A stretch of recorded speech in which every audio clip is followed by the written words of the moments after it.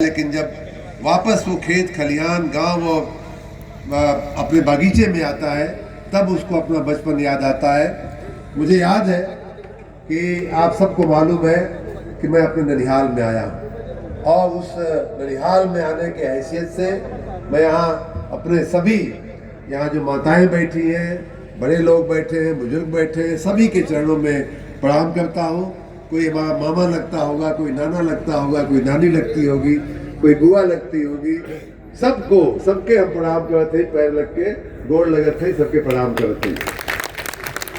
आज का ये जो दिन है मुझे एक और चीज याद दिला रहा है कि अभी मैं नहर के किनारे से आ रहा था तो जब हम छोटे थे और हम अपने ननिहाल आते थे लगभग साल में एक आध बार तो अवई के पड़े, तो मुझे याद है कि हमारे जो बड़े भाई राधेश्याम शाही जी थे, बाद में बापू इंटर कॉलेज के लेक्चरर रहे हैं और अब रिटायर हो करके वहीं घोसी में रहते हैं, गांव भी आते जाते रहते हैं। तो हमारे हमसे उम्र में बड़े हैं वो और हम और कई लोग यहाँ बैठे हुए, कुछ लोग भी होंगे, कई लोग हम लोग नहर पे अक्सर चढ़ जाते थे। किसी कुछ व्यवस्था थी, अभी इससे मुझे ठीक से याद नहीं आ रहा है कि चढ़ के ऊपर से। अब फिर मुझे पानी से बड़ा डर लगता था, नदी में, सरजू नदी में और नहर में भी मैं उतरने में बड़ा घबराता था।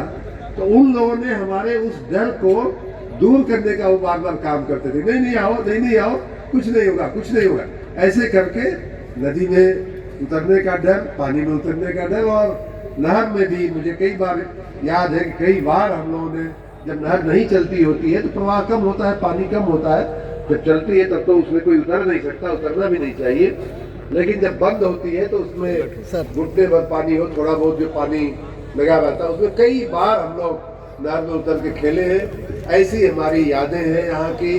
सरजू भैया की गोद में हम लोग कितनी बार नदी में स्नान करते थे।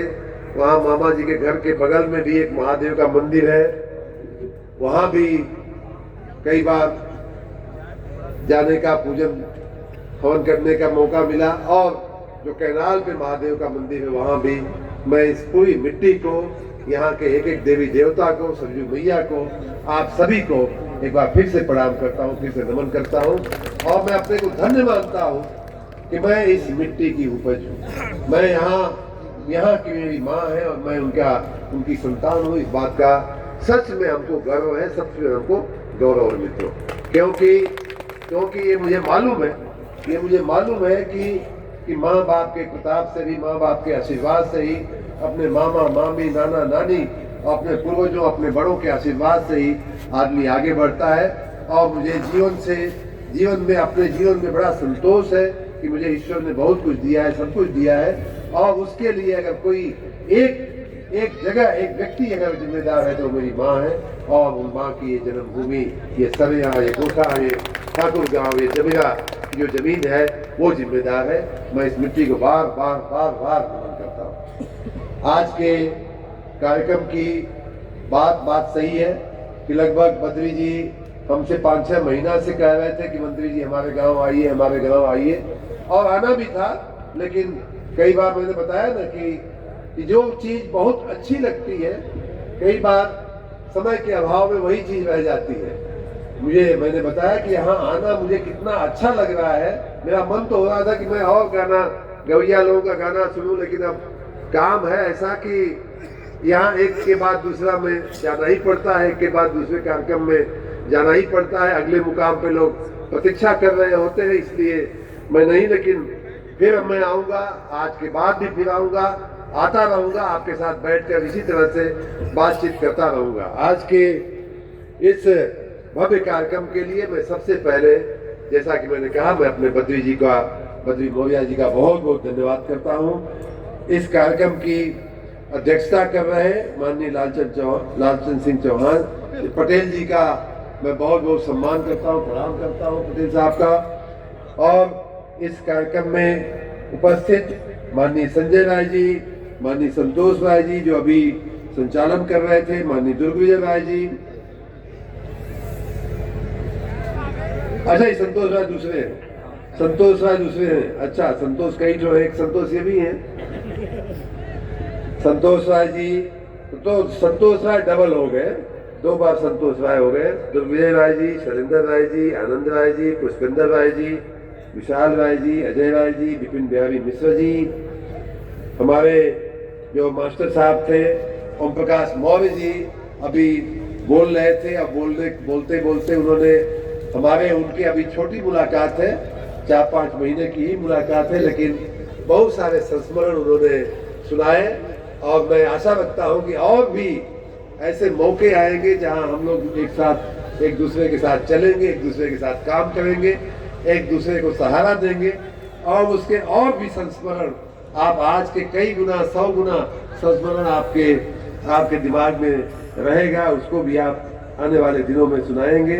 माननीय पुष्पेंद्र राय जी, विशाल राय जी, अजय राय जी, विपिन बिहारी मिश्र जी, अनिल राय जी, मनीष मौर्य जी, अर्जुन मौर्य जी, रवि मौर्य जी, अमरनाथ मौर्य जी, चमन प्रजापति जी, सदानंद मौर्य जी, अश्विनी मौर्य जी, लालू यादव जी, अमित प्रजापति जी, सुजीत प्रजापति जी, अवनीश मौर्य जी, राम मिक्स प्रसाद जी, गुड्डू प्रसाद जी, मनोज कुमार जी, रामचंद्र यादव जी, अरविंद कुमार जी, रामोहन जी, अभय मौर्य जी, अभिषेक प्रजापति जी, शिवम मौर्य जी, देवानंद मौर्य जी, लालचंद सिंह पटेल साहब का नाम हमने ले लिया, पिरसुई के पूर्व प्रधान भी रहे हैं और इस कार्यक्रम की अध्यक्षता भी कर रहे हैं। भानु प्रताप जी, अभी भोला जी हमारे पास आकर के कुछ काम कोई बीमार पड़ गया, भोला राम जी, हमारे बड़े प्रिय लोग भी बहुत दूर से आपके इस भव्य कार्यक्रम में आए हुए हैं। हमारी ससुराल जीयनपुर के नगर के अध्यक्ष, नगर पंचायत के अध्यक्ष यादव जी यहाँ बैठे हुए हैं। अमिला के हमारे नगर पंचायत के अध्यक्ष जी डॉक्टर साहब हमारे साथ यहाँ बैठे हुए हैं। उसी प्रकार अमित जी हमारे मधुबन से, मनीष जी हमारे सर्वेश जी बैठे हुए हैं। माननीय मनोज राय जी के छोटे भाई साहब अमित गुप्ता जी बैठे हुए, सुधाकर राय जी बैठे हुए, हमारे दौरी घाट के मंडल अध्यक्ष इधर आ जाओ, आजाद जायसवाल जी बैठे हुए हैं। आपके मंडल में आता होगा भाई, तो हमारे इस क्षेत्र के मंडल अध्यक्ष जी बैठे हुए भारतीय जनता पार्टी के। आप सभी को बहुत बहुत प्रणाम करता हूँ, बहुत बहुत नमन करता हूँ। और हो सकता है कि बहुत से महत्वपूर्ण लोगों का नाम लेना रह गया हो, उनको भी मैं प्रणाम करता हूँ। मित्रों, ये जो मौर्य समाज का जो कार्यक्रम है, ये एक छोटा कार्यक्रम नहीं है, ये बहुत बड़ा कार्यक्रम है। और जितना बड़ा कार्यक्रम है और जैसे मौसम में हो रहा है, देखिए कोहरा जो है अभी 2 ही घंटा पहले छटा है और फिर से कोहरा दिखाई देने लगा है। ऐसे मौसम में जो ये कार्यक्रम हो रहा है, बहुत ही महत्वपूर्ण कार्यक्रम है। मैं पूरे मौर्य समाज को विशेष रूप से और यहाँ बैठे हुए सभी समाज के सभी लोगों का अभिनंदन करता हूँ, वंदन करता हूँ, नमन करता हूँ। खास करके जो मौर्य समाज की अगर बात किया जाए तो देखिए, मैं जिस समाज से आता हूँ, आप सबको मालूम ही होगा मैं किस समाज से आता हूँ। हमारे आप लोगों में से शायद बहुत लोगों को याद होगा, याद नहीं होगा, लेकिन मैं इस बात को आज थोड़ा विस्तार से कहना चाहूँगा कि हमारे समाज का ब्राह्मण या भूमिहार समाज और मौर्य समाज का कितना गहरा रिश्ता है, जो मास्टर साहब को, ओम प्रकाश जी को शायद मालूम भी होगा। चाणक्य जो थे वो ऐसा कहा जाता है कि हमारे समाज से आते थे। ब्राह्मण लोग ब्राह्मण मानते हैं, भूमिहार लोग भूमिहार मानते हैं। और सही बात यह है कि भूमिहार और ब्राह्मण एक ही है, तो दोनों में से भूमिहार ब्राह्मण हम लोग अपने आप को कहते हैं। ऐसा सबकी मान्यता है, सर्वविदित है कि चाणक्य जो थे वो भूमिहार ब्राह्मण थे। चंद्रगुप्त मौर्य जिनसे मौर्य समाज की पहचान होती है। बात सही है ना? और मुझे थोड़ा सा कमी रह गई, यहाँ राजा चंद्रगुप्त मौर्य जी की भी फोटो लगती तो और अच्छा लगता हमको, लेकिन अगले कार्यक्रमों में होना चाहिए। चंद्रगुप्त मौर्य किसने बनाया? एक सामान्य बालक का इतिहास चंद्रगुप्त मौर्य का आए माताओं को मैं खास पहचान कहना चाहता हूं कि चाणक्य जो थे, एक तक्षशिला यूनिवर्सिटी में, विश्वविद्यालय में शिक्षक का काम करते थे, आचार्य कहा जाता था उन दिनों शिक्षकों को। और उस समय का जो नंद वंश का नंद साम्राज्य था, घनानंद बोलते थे, वो एक बड़ा आतताई टाइप का, आतताई बड़ा अत्याचारी राजा था।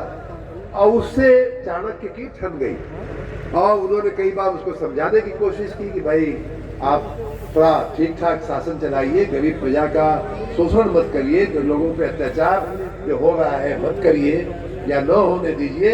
लेकिन उस समय के सम्राट ने, घनानंद ने उनकी बात नहीं सुनी और बल्कि उनको अपमानित करके अपने दरबार से निकाल दिया, तिरस्कृत कर दिया। और उसी समय चाणक्य ने ठाना कि मैं नंद वंश का नाश करके रहूंगा।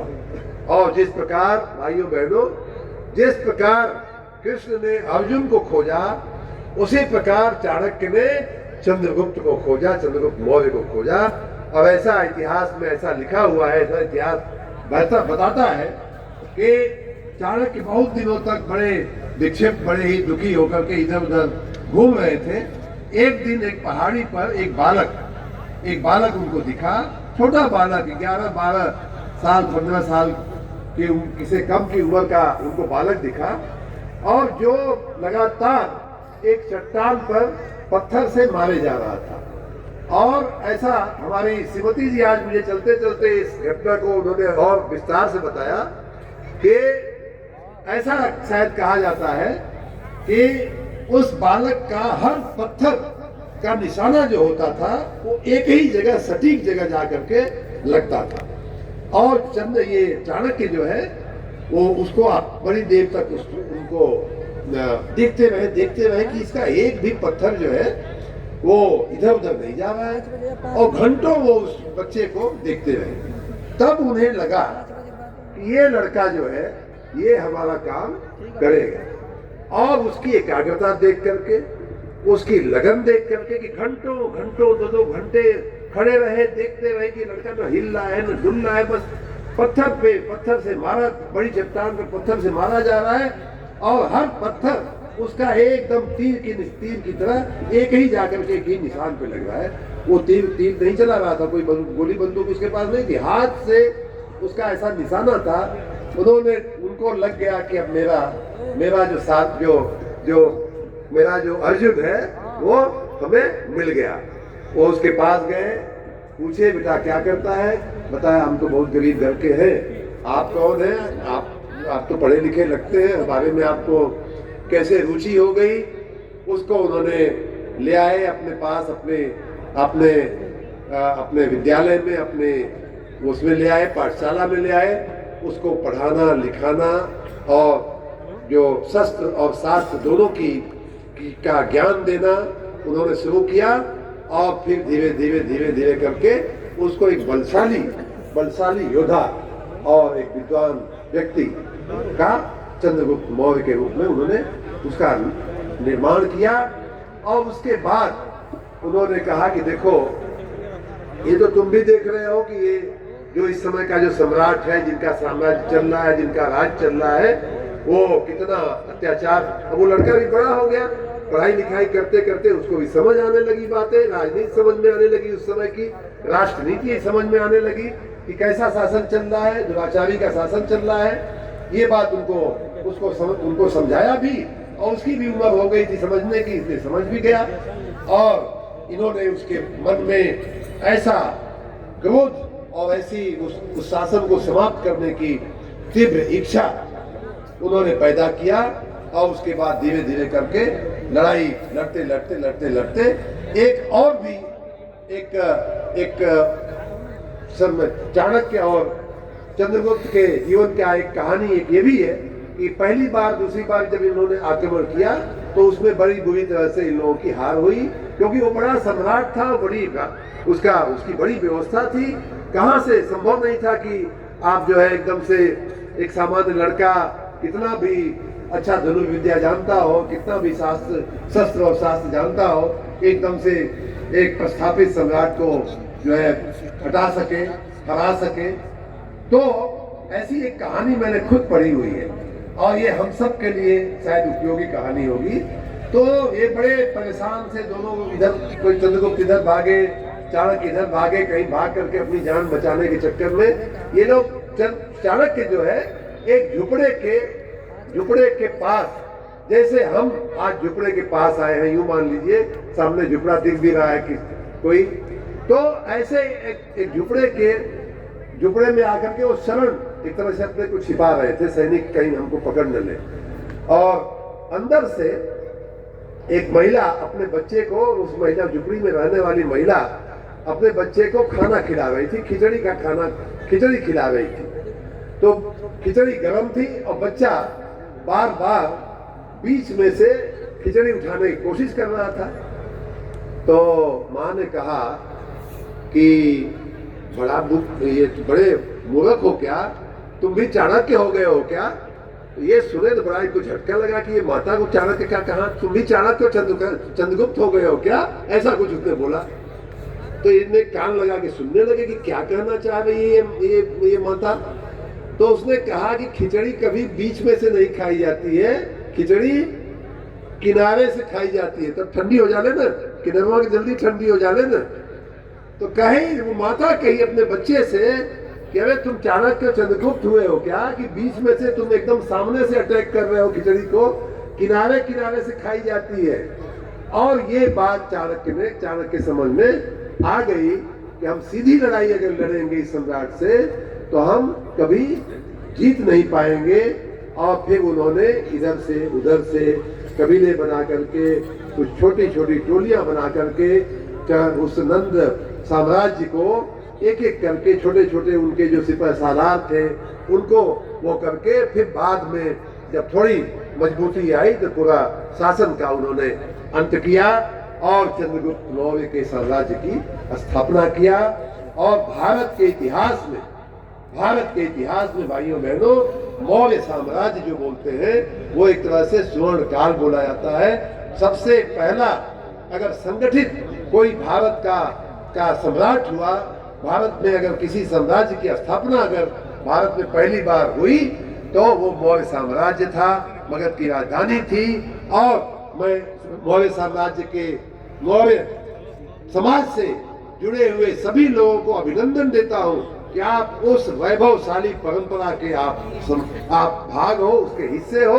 आप सभी लोग यहाँ बैठे हुए लोग, सभी लोग ताली बजा करके मौर्य सम्राट चंद्रगुप्त मौर्य को और उस परंपरा से जुड़े हुए, समाज से जुड़े हुए यहाँ उपस्थित सभी लोगों को, ओम प्रकाश मौर्य जी सहित, बद्री मौर्य जी सहित, मास्टर साहब जो गाना गा रहे थे उनके सहित, यहाँ जो उपस्थित थे उनको भी, जो नहीं उपस्थित थे उनको भी, सबको हम लोग बधाई देते हैं, अभिनंदन देते हैं कि आप ऐसी एक महान परंपरा के वाहक हो। आप एक ऐसे महान समाज के, महान साम्राज्य के आप हिस्से हो। देखिए समय काल बीतता गया और दुर्भाग्य ये रहा कि हमारी जो बीच की सरकारें आई, उन्होंने जो कांग्रेस की पूरा शासन काल चला, भारतीय जनता पार्टी के पहले की जो सरकारें आई, उन्होंने हमारे समाज के बहुत से वर्ग ऐसे हैं जिनका ध्यान नहीं दिया, इसीलिए आज आप पिछड़े हो गए हो, आज आपको पिछड़ी जाति कहा जाता है। और ठीक है कि संविधान में आपको उसका दर्जा दे करके आपके आगे बढ़ने की व्यवस्थाएं की जा रही है और हम सभी आपकी सेवा में भी लगे हुए हैं, लगे रहेंगे। लेकिन मेरी अपनी अगर इच्छा है तो मैं वास्तव में चाहूंगा कि मौर्य समाज का हर एक व्यक्ति, चाहे वो बद्री मौर्य हो, चाहे ओम प्रकाश मौर्य हो, वो चंद्रगुप्त मौर्य जैसा वैभव उनका बने। आप सभी का वैभव जो है, आप सभी का जीवन चंद्रगुप्त मौर्य जैसा यशस्वी और चंद्रगुप्त मौर्य जैसा तेजस्वी बने। सिर्फ मौर्य समाज की बात नहीं, मैं इस मत का हूँ कि चाहे राजभर समाज की अगर बात किया जाए तो मैं चाहूंगा कि एक एक राजभर जो है वो राजा सुहेल देव जैसा पराक्रमी हो, राजा सुहेल देव जैसा जो है उसका वैभव हो। पटेल अगर है, पटेल जाति का अगर है तो मैं चाहूंगा कि उसका जो वैभव है, उसका जो कद है, उसका जो सम्मान है, वो हमारे सरदार वल्लभ भाई पटेल जैसा, उसका देश के उप प्रधानमंत्री जैसा उसका सम्मान हो। चौहान जाति का है तो मैं चाहूंगा कि उसका सम्मान जो है पृथ्वीराज चौहान जैसा उसका मान सम्मान। हमारी जो पिछड़ी आज तथाकथित पिछड़ी जातियां जो है, उनको हमारे पहले के शासकों ने चाहे मुगल शासन हो, चाहे अंग्रेजी शासन हो, या हमारे देश की ही भारतीय जनता पार्टी के पहले की सरकारें हो, उन्होंने पिछड़ापन उनके अंदर लाया, बरकरार रखा। ये तो नरेंद्र मोदी जी की बात, ये सौभाग्य मानिए कि हमारे देश में यशस्वी प्रधानमंत्री जी का आगमन हुआ प्रधानमंत्री के रूप में, और तब से पिछड़ी जातियों पे हमारा ध्यान, संविधान का, देश की सरकार का ध्यान जो है आकर्षित होना शुरू किया। और मैं सभी पिछड़ी जातियों की अगर बात किया जाए तो मैं चाहूंगा पिछड़ी जाति का आज पिछड़ी कहे जाने वाला हर एक व्यक्ति माननीय नरेंद्र मोदी जैसा पराक्रमी प्रधानमंत्री बने, ये भी मैं इच्छा करूंगा। और साथ ही मैं इस बात का भी हिमायती हूँ कि जिस चाणक्य ने चंद्रगुप्त मौर्य का निर्माण किया, जिस चाणक्य ने चंद्रगुप्त मौर्य को शासन के एक एक चीजें सिखाई, बारीकी सिखाई, और उसके बाद चंद्रगुप्त मौर्य साम्राज्य की स्थापना किया, वो ब्राह्मण समाज, वो भूमिहार समाज और मौर्य समाज, चाहे चौहान समाज, चाहे पिछड़ी जाति का या हमारे दलित जाति का अन्य कोई समाज, चाहे अनुसूचित जाति हो, चाहे जनजाति हो, सभी एक साथ मिलकर के काम करें, तभी हमारी और आपकी प्रगति होगी, तभी हमारे खेत खलिहान लहलहाएंगे, तभी हमारे रोड रास्ते बनेंगे। इसका भी मैं हिमायती हूँ। और मैं ये भी कहूँगा कि ब्राह्मण समाज का अगर कोई व्यक्ति है तो वो पंडित जो है यहाँ अटल बिहारी वाजपेयी बने, ये भी हम कहेंगे। तो इस तरह से हर समाज का हर व्यक्ति प्रगति करे, हर समाज का हर व्यक्ति अपना आगे बढ़े। इस भावना के साथ हम लोग जिस पार्टी के नुमाइंदे हैं, हम लोग जिस पार्टी के प्रतिनिधि हैं, हम लोग जिस पार्टी के छोटे कार्यकर्ता हैं, हमारी सोच यही है कि हर समाज का व्यक्ति आगे बढ़े, सबका साथ, सबका विकास के साथ देश जो है विकसित बने, हमारा एक एक रोड, एक एक रास्ता हमारा अच्छा बने। मैं तो कई बार भूल जाता हूँ,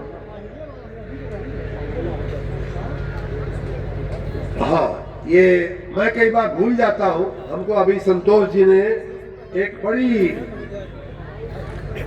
एक लिस्ट हमको पकड़ाया, देखा ये हम ना लिख लिए, हम तो भुलाऊ जाए ना कई बार कि क्या क्या काम भयल है, क्या हमारे पास दोनों लिस्ट है। अभी बद्री जी हमको जो बाकी है वो लिस्ट पकड़ा दे ले, लेकिन जो भयल है होकर सुनना हमको।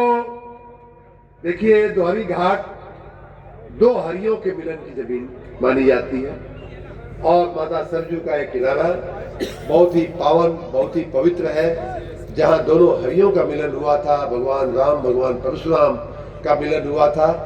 और दोहरी घाट जो है वो घाटों का एक तरह से नगर था, जहाँ दर्जनों घाट जो है उसकी हमारे दोहरी घाट की शोभा बढ़ाते थे। लेकिन समय काल में नदी के प्रवाह के चलते और समय गुजरने के कारण कई घाट जो थे वो जीर्ण शीर्ण अवस्था में आ गए थे। मैं जब राजनीति में आया तो सबसे पहले अगर हमारा किसी जगह पे हमारा ध्यान किसी ने आकर्षित किया तो दोहरी घाट के घाटों के बारे में हमारा ध्यान लाया गया। और आप सबकी खुशी के लिए, आप सबकी जानकारी के लिए मैं बता दूं कि सभी घाटों का नव निर्माण हमने हाथ में लिया है, और उसमें से आधे का, कुछ का निर्माण ऑलरेडी ज्यादातर हो चुका है, एक आध का निर्माण चल रहा है, 2-3 का निर्माण चल रहा है, और बाकी जो है उनको भी हमने मंजूर कर दिया, उनका भी निर्माण बहुत जल्दी ही शुरू हो जाएगा। उसी प्रकार घाघरा पर अभी थोड़ा सा रुक जाइए, अभी थोड़ा सा रुक जाइए, बाद में करते हैं। घाघरा पे जो पुल बना था, आपको मालूम है कि जो पुराना पुल था जिससे हम बड़हलगंज की तरफ जाते थे दोहरी घाट से, वर्षों पुराना है, हम भी जब बालक के रूप में आते थे तब वो बन के तैयार हुआ था। और उस समय के बाद 50 साल निकल गए, इसलिए उस पुल की स्थिति खराब हो गई थी।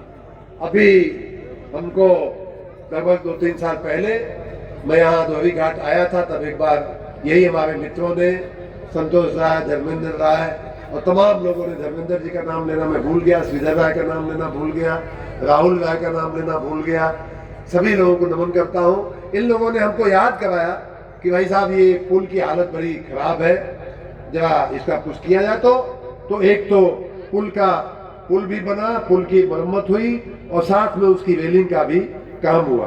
उसी तरह से गोठा से जो सरयू नदी के तक आने वाली, अभी ओम प्रकाश मौर्य जी ने उसका उल्लेख भी किया कि उस रोड की क्या हालत थी, आप जानते हैं। वो रोड भी बन करके आपकी सेवा में तैयार हो चुकी है। Victory inter college Dharmendra Rai ji बैठे हैं। ये हमारा देखिए, हम लोग पढ़ाई लिखाई करते हैं तो प्रधानाचार्य और स्कूल में सर्टिफिकेट देता है, ठीक है, अच्छी बात है। प्रधानाचार्य ना हो तो मैनेजर की भी साइंस चल जाती होगी, चलती है कि नहीं धर्मेंद्र जी? चलती है। अब विक्ट्री इंटर कॉलेज की बाईपास सड़क किसने बनवाया, इसका सर्टिफिकेट हम तो खाली विक्ट्री इंटर कॉलेज से लेंगे। तो मैं तो यही कहता हूं कि भाई हमारे प्रयासों से बन गई, हमें उसका भी बड़ा गौरव है। उसी प्रकार रोडवेज, आपके रोडवेज का बस स्टेशन का काम, मैं जब बचपन में आता था तो मऊ से बसवे से आवल जा, अपन गाड़ी तो रहे ना उस समय, कई बार जीप से, कई बार बस से आना पड़ता था। पिताजी चूंकि बस में थे, रोडवेज में काम करते थे, तो बस से आना जाना थोड़ा आसान था, मुफ्त भी था, क्योंकि यहाँ लाके हमको रोडवेज की सेवा में हम लोग उतर जाते थे। तो बस से हम बहुत यात्रा किए हैं मऊ से दौरी घाट की। और तब का जो बस स्टेशन था वो बाद में जीर्ण शीर्ण हो गया, खराब हो गया, उसको भी बनाने का कार्यक्रम हमने मंजूर करवाया और वो काम शुरू भी हो गया था। उसी तरह से आपकी यहाँ से दौरी घाट से ट्रेन चलाने का काम, और स्वयं प्रधानमंत्री जी ने आपके यहाँ से दौरी घाट से ट्रेन चलाने का काम जो है वो हुआ था। उसी प्रकार पूरा दौरी घाट का इलाका अभी जो है तिरंगा लाइट से जगमगा रहा है। बहादुरपुर के लोग आए थे, उनके रास्ते का भी काम हुआ है। मुक्तिधाम जो आपका है, मुक्तिधाम जाने वाला जो कंपोजिट विद्यालय होकर के जो सड़क जाती है, उसकी हालत बड़ी खराब थी, उसका भी निर्माण काम शुरू हो गया है। हमने मंजूर तो कर दिया था, शुरू हो गया है। और उस पार जो जाने वाली मुक्तिधाम के बाद वाली जो सड़क जो धनौली की तरफ जाती है, वो भी बंधा का काम भी हो चुका है, और उसका लगभग 800 मीटर का काम ऑलरेडी हो चुका है। मुक्तिधाम पर बैठने के लिए शेड की कमी थी, लोगों ने बताया, तो शेड का निर्माण भी हो रहा है। और एक और अच्छा काम ये हो रहा है कि आपका ये जो मुक्तिधाम है दौरी घाट का, उसमें अब बिजली से भी जलाने का मशीन या बिजली से जलाने की भी व्यवस्था हम लोग मंजूर कर दिए हैं, उसका भी काम आगे बढ़ेगा। वहीं पे ओपन जिम और पार्क का भी निर्माण हो रहा है। उसके बाद चौराहे से जोड़ने के लिए अपने विक्ट्री वाला बाईपास से हमारे अध्यक्ष जी शाहनवाज भाई को पूछ रहे थे, शाहनवाज भाई जरा आके मिल लीजिए हमारे कार्यक्रम के अध्यक्ष जी को। ये पूछ रहे थे कि आपके कार्यक्रम में शाहनवाज जी हमेशा दिखते हैं, आज क्यों नहीं दिखाई दे रहे? तो चलिए दिखाई दे गए। तो ये इस तरह से ये तो बड़े बड़े काम हैं। और रोड की, अगर रास्ते की बात किया जाए तो ठाकुर गांव में कई सड़क बनी है, पतनई में कई सड़क बनी है, या इधर भी कई सड़कें बनी हैं। और अभी जो हमारे बद्री भाई ने हमको लिस्ट पकड़ाया है, पौस से जमीरा चौराडी को जोड़ने का काम ये 400 मीटर का है, जरूर किया जाएगा। प्रधानमंत्री सड़क योजना से धर्मेंद्र भारती के घर होते हुए हरिकेश विश्वकर्मा के घर तक का सड़क का निर्माण कार्य जरूर किया जाएगा। गुरई गोड़ के घर से ठाकुर गांव तक के सड़क का निर्माण कार्य ये भी अवश्य किया जाएगा। मैरेज हाल आपका ग्रामीण क्षेत्र है, नगरीय क्षेत्र होता तो मैं अभी घोषणा कर देता, क्योंकि नगरीय क्षेत्र हमारे उसमें आता है, लेकिन ग्रामीण क्षेत्र में आपका मैरेज हाल का भी माताएं बहनें बैठी हैं, तो बच्चे बच्चियों की शादी करने में आसानी हो जाएगी। अगर मैरिज बन जाएगा, बारात घर बन जाएगा, तो उसका भी अवश्य आगे बढ़ाया जाएगा। और साइफन से लोहारपुरा तक का सड़क का निर्माण कार्य कुल एक जगह, मान ला कि सब हो गया था, आप एक जगह लिख के हमके दे दिया। बद्री मौर्य के नाम से इस कार्यक्रमों को आप लोग मंजूर अवश्य करेंगे और यह अवश्य काम सब हो जाएगा।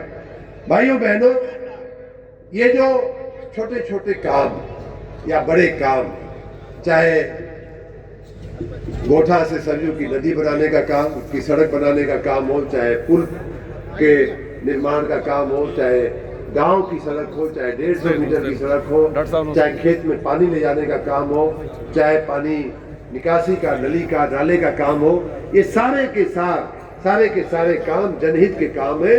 और इसी के लिए मैं आपकी कृपा से, आप मैंने बता रहा था कि कोई ऐसा बड़ा चीज नहीं है दुनिया की जो हमने नहीं देखी है आपके आशीर्वाद से।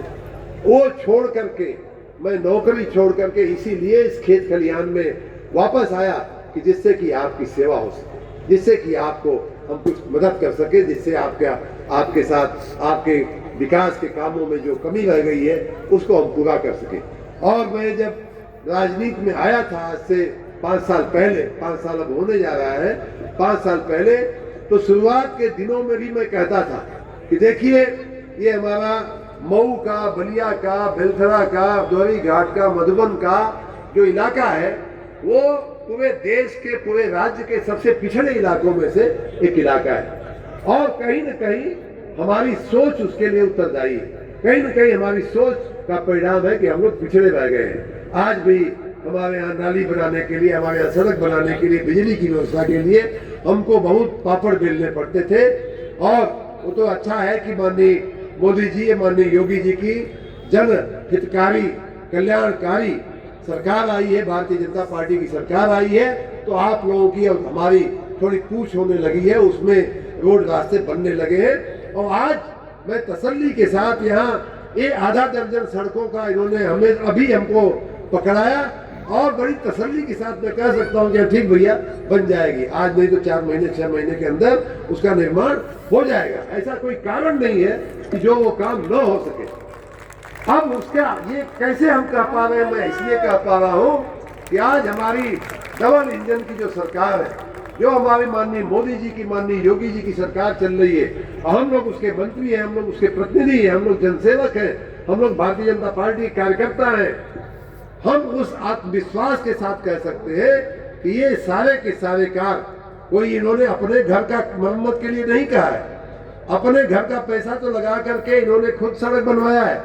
मुझे मालूम है ये काम जो भी बद्री मौर्या बता रहे हैं वो जनता के काम है, जनता के कल्याण के काम है। इसलिए मैं आंख बंद करके कह रहा हूँ कि सारे के सारे काम हो जाए। ये इसीलिए मैं जो कह रहा था और इसीलिए मैं यहाँ आया हूँ। बहुत से लोग हमारे आने का कई बार कई लोग अलग अलग अर्थ निकालते हैं। चुनाव लड़ियाँ कहो इनकी उठवा देने की पड़ी, कहा ना भैया उठवा देवे की पड़ी तो हम तो उसे छीन के ले ले, हमारा हक है। आप ननिहाल के हमारे मामा नाना लगते हैं, आपसे मांग के लड़ के हम ले लेंगे, रो के ले लेंगे। लेकिन अभी हमारी जो मंशा है वो ये है कि आपकी एक एक सड़क, एक एक गली, एक एक नाली आपकी ठीक हो जाए। और उसमें वो करने में अगर हम सफल होंगे तो मुझे सबसे बड़ी खुशी उस बात की होगी। चुनाव तो जहाँ का दाना पानी लिखा होता है, जहाँ हमारी पार्टी तय करती है, जहाँ हमारे नेतृत्व तय करता है, वहाँ से वो जनप्रतिनिधि लड़ता है। और मुझे विश्वास है कि जनप्रतिनिधि अगर सही काम करेगा तो जनता उसका साथ अवश्य देती है। ये भी मैंने अपने जीवन में अनुभव से राजनीति में देखा है। मैंने अपने जीवन के बहुत सारे वर्ष हमने माननीय मोदी जी के साथ बिताए और 2001 से हमारा उनका आशीर्वाद, उनका सानिध्य मुझे मिलता रहा है। और मैं उनको देखता था कई बार, तो आप आश्चर्य करोगे, वो भी हमारे गुरु हैं, हमारे टीचर रहे हैं, हमारे गुरु रहे हैं। तो मैं उनको कई बार, आप मानोगे नहीं कि 2001 में वो मुख्यमंत्री बने। तुरंत ही 2002 का पहला चुनाव तो उनका खुद का आया, उपचुनाव लड़ना पड़ा उनको। तब फिर 2002 में सामान्य चुनाव विधानसभा का आया, वो उनको लड़ना था, मुख्यमंत्री थे। फिर मुख्यमंत्री का 5 साल हो गया, 2007 का चुनाव आया, फिर मुख्यमंत्री विधानसभा का चुनाव लड़ना था उनको। फिर 2007 में चुनाव लड़के जीत गए, मुख्यमंत्री बन गए। फिर 2012 का चुनाव आया, उन्होंने लड़ा।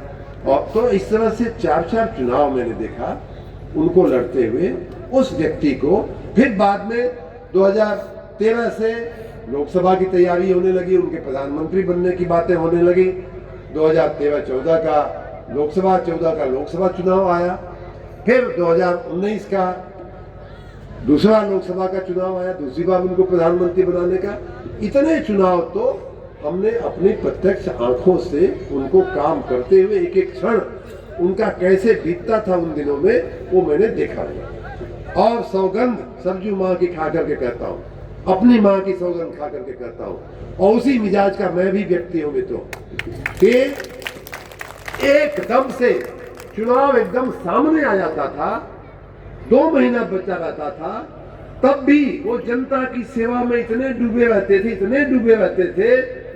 जनता के कल्याण के जो नीतिगत निर्णय हैं, फाइलों का काम हो, चाहे जनता के कामों का उद्घाटन हो, शिलान्यास हो, लोकार्पण हो, या जनता के कामों की रचना करने का काम हो, कई बार तो मुझे अच्छे से याद है, कई बार तो हम लोग कहते थे कि साहब आपका चुनाव 2 महीना हो गया, आप 10-10 बजे रात तक ऑफिस में खुद भी बैठे रहते हैं, हम लोगों को भी बैठाए रखते हैं, 2 महीना आप चुनाव आ गया है, हाँ ठीक है चुनाव तो देख लिया जाएगा, अभी ये काम जो है उसको जरा निपटाते हैं, काम जरा देख लेते। तो ये स्वभाव के वो व्यक्ति थे, मैंने उनको वो राजनीति करते हुए देखा है, और मैं इस आत्मविश्वास देखने के बाद मुझे लगा, और उन्होंने इस सिद्धांत को प्रतिपादित किया। आज शायद मैं पहले कभी नहीं अपने 5 साल के राजनीतिक जीवन में बोला हूँ, पहली बार ये बात बोल रहा हूँ, विकास की राजनीति क्या होती है ये हमने नरेंद्र मोदी जी से सीखा है। और वही विकास की राजनीति, अगर आप दिन भर दिन रात अगर आप जनता के हित की कामना करते हैं, अगर आप जनता के कल्याण का काम करते हैं, जनता के विकास के एक एक छोटी बड़ी चीजों की चिंता करते हैं, तो आपको चुनाव के दिनों में चिंता करने की आवश्यकता नहीं रहेगी। जनता आपकी चिंता करेगी, जनता आपको सलाखों में बैठा करके आपको वोट देगी, आपको विधायक बनाएगी, आपको मंत्री बनाएगी, आपको जो भी आगे आपके भाग्य में लिखा होगा वो जनता उसका मार्ग जो है आपका प्रशस्त करेगी। इस भावना का, इस मान्यता का मैं व्यक्ति हूँ, और इस मान्यता को सफल होते हुए, चरितार्थ होते हुए मैंने स्वयं अपनी आंखों से देखा है। इसलिए मैं इस बात की चिंता नहीं करता हूँ कि पार्टी क्या करेगी, जो भी निर्णय लेगी वो आप सबके चरणों में हम फिर आएंगे, फिर आपके चरणों में बैठ करके आपका ही आशीर्वाद लिया जाएगा, आपका जो आदेश होगा, आपका जो आशीर्वाद होगा वैसा किया जाएगा। अभी तो सिर्फ एक ही काम है कि हर मौर्य को हम चंद्रगुप्त मौर्य कैसे बनावे, हर मौर्य के लड़के को, हर चौहान के लड़के को, हर राजभर के लड़के को हम डॉक्टर, इंजीनियर, केशव प्रसाद मौर्य कैसे बनावे, ये हमारा लक्ष्य है। उसको आगे कैसे बढ़ावें, उसको पढ़ाई लिखाई का, उसका स्कूल अगर टूटा हुआ है तो उसके स्कूल की व्यवस्था। अभी आपकी जानकारी के लिए मैं यहाँ इस मंच से शिक्षा विभाग के अधिकारियों को संदेश भी देना चाहता हूँ कि मुझे पढ़ाई लिखाई की बात आ गई, आपके इस पूरे मधुबन तहसील और दोहरी घाट क्षेत्र में, ब्लॉक में, दोहरी घाट, फतेहपुर मंडाव, बड़गांव ब्लॉक में हमने हर स्कूल में बच्चों को नीचे न बैठना पड़े, जमीन पर न बैठना पड़े, उसके लिए मेज और कुर्सी का लगभग 1 करोड़ रुपया मंजूर करके हमने 6 महीना, लगभग 1 साल हो गया हो, 1 साल से हमने शिक्षा विभाग को दे दिया है। आपको भी अगर कहीं बेसिक शिक्षा अधिकारी मिले तो आप लोग भी पूछिएगा कि भाई साहब क्या हुआ, मंत्री जी ने पैसा दिया था, आप काहे नहीं टेबल कुर्सी बनवा रहे हैं। यहाँ बैठे हुए सभी जनप्रतिनिधियों को हम भी पूछे हैं, अभी 15 दिन पहले हमने पूछवाया था, डाटा भी था कि भाई इतना पैसा आप लोग लेके बैठे हुए हो तो क्यों नहीं हो रहा, तो बताया कि टेंडर हो गया है, अब जल्दी से कुर्सी में मिलने लगेगा, दिखने लगेगा। तो मैं इस मिजाज का व्यक्ति हूँ। देखिए, आप में से किसी ने ये बात नहीं कही, लेकिन मेरे दिमाग में ये बात आई कि हमारा छोटा जो प्राथमिक शाला होती है, छोटा जो हमारा विद्यालय होता है, कई जगह गांव गिराव के जो विद्यालय होते हैं वहाँ आज भी लड़के टाट पर बैठ करके, दरी पे बैठ करके, कई बार वो भी नहीं होती है, नीचे बैठ करके, जमीन पे बैठ करके वो पढ़ाई करते हैं। और वो लड़के बड़े तेजस्वी, हम भी उसी प्राथमिक शाला से अपने गांव में पढ़े हुए हैं। तो ऐसे बच्चों की कम से कम एक छोटी सी सेवा किया जाए कि उनके लिए मेज कुर्सी की व्यवस्था कर दिया जाए। बहुत जल्दी ही आपके सभी विद्यालयों में, सारे के सारे विद्यालयों में मेज कुर्सी हो जाएगी। तो हमारा जो काम है वो मैं कर रहा हूँ। मुझे अच्छे से मालूम है, अच्छे से विश्वास है कि जो हमारे मामा मामी का काम है वो भी अच्छे से करेंगे, अवश्य करेंगे। कभी उसमें कहीं कोई कमी अभी तक नहीं हुई है तो आगे भी नहीं होगी, ऐसा मेरा पूरा विश्वास है। आज आप सब इस कार्यक्रम में जुड़े, सहभागी हुए और हमको आशीर्वाद आपका मिला, माँ सरजू का आशीर्वाद मिला, यहाँ के खेत खलिहानों का आशीर्वाद मिला और उस आशीर्वाद को दिलाने में हमारे बद्री मौर्या जी उसके निमित्त बने इस कार्यक्रम का आयोजन करके। उसके लिए मैं आप सबका बहुत बहुत आभारी हूँ, बहुत बहुत धन्यवाद करता हूँ और आगे भी आपका आशीर्वाद हमको मिलता रहेगा। एक और बड़ा काम जो इस क्षेत्र के लिए बच जा रहा है वो भी मैंने सोचा हुआ है और उसको इस क्षेत्र में, यहाँ देवारा में बहुत से गांव हैं जो हर साल सरजू नदी के बाढ़ में कटान के कारण उनका नुकसान होता है और हमारे निषाद समाज में, निषाद समाज का नाम लेना रह गया, हर निषाद समाज का हर व्यक्ति वो श्रृंगबेरपुर के निषाद राज जैसा उसका वैभव हो, जिनको भगवान राम भी जिसकी बात मानने को बाध्य हो जाते हो, ऐसा हमारे सभी पिछड़ी जातियां जितने भी लोग हैं, सभी हमारे अनुसूचित जाति के लोग हैं, पढ़ लिख करके बाबा साहब भीमराव अंबेडकर जैसा तेजस्वी और ओजस्वी बने, ये हमारी नेम है, ये हमारी मंशा है। और उसके लिए चाहे स्कूल में बेंच और टेबल लगवाने की बात हो, चाहे अस्पताल में हमारे दवाइयाँ लाने की बात हो, यही सुग्गी चौबी के लोग हमारे मिले थे, कह रहे थे कि मंत्री जी आप हमारे सुग्गी चौबी कब आएंगे। तो सुग्गी चौबी से कि अस्पताल में हमने अस्पताल की सेवा करने में, उसका सुधार करने में, दवाई बांटने में, उसके यंत्र देने में कोरोना काल में हमने बहुत काम किया था। उसके बाद जब भी हर साल बाढ़ आई, हर साल बाढ़ में हमने उस क्षेत्र में जा करके हमने राहत देने का काम किया है। तो आपकी सेवा में मैं निरंतर लगा रहूंगा। आप सबका प्रेम, आपका आशीर्वाद ऐसे ही बना रहे। आपके चरणों में हमारा सर जो झुका है उसका स्थान वैसे ही बना रहे। उसी भावना के साथ मैं आप सबको एक बार फिर से प्रणाम करते हुए बद्री भाई को, प्रकाश भाई को बहुत बहुत धन्यवाद देते हुए आप सबको नमन करते हुए अपनी बात पूरी करता हूँ। बहुत बहुत धन्यवाद। हमारे साथ सभी लोग एक बार बोलेंगे, सरजू मैया की, सरजू मैया की, सरजू मैया की, भारत माता की, भारत माता की, भारत माता की, वंदे वंदे वंदे, हर हर महादेव, नमः पार्वती पते, हर हर महादेव। बहुत बहुत धन्यवाद।